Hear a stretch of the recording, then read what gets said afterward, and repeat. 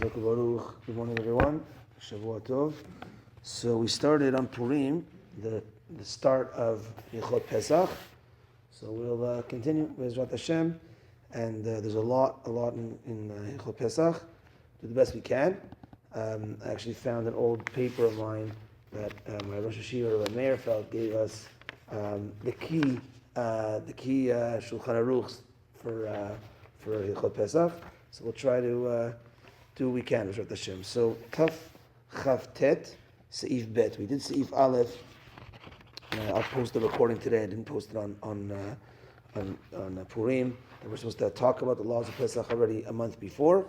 And Seif Bet tells us there's no Tachanun the entire month of Nissan.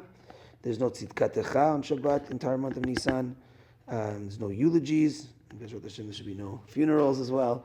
No fasting except for Tanit Bechorot.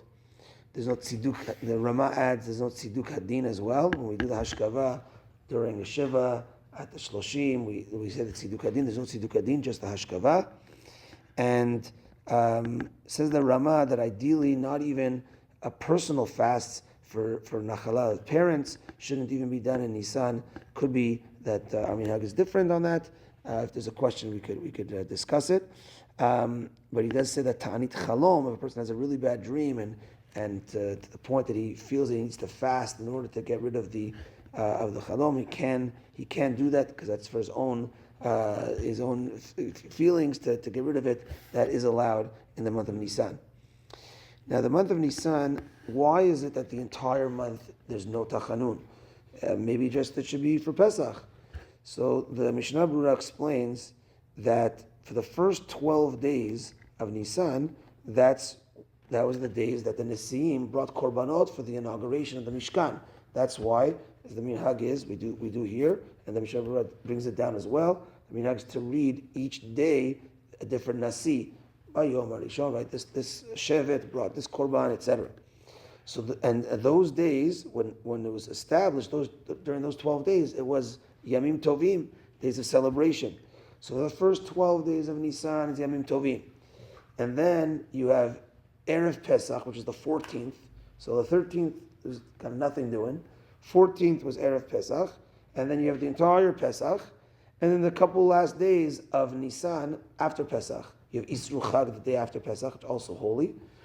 And then the days after that, which are regular, but says the Mishnah Berurah, because since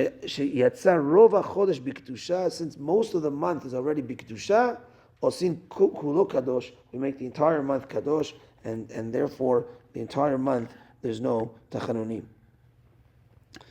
And last point in the Mishnah Berurah, this Mishnah Berurah is that also the Mizmor LeTodah, we don't say, and the Moroccans have this custom as well. I think other Sephardim do have the custom to say it.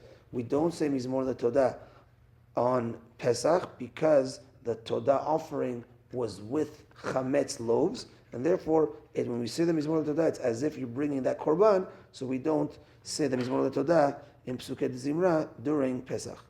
In Siman Taf Lamed, Siman Taf Lamed tells us that the Shabbat before Pesach is called Shabbat HaGadol because the great miracle that happened. What was the great miracle that happened? That was 4 days before the first Pesach in Mitzrayim. Hashem commanded Moshe to tell Bnei Yisrael to take the sheep, put it by the door, by their bedpost, and to check it and make sure that there's no blemishes.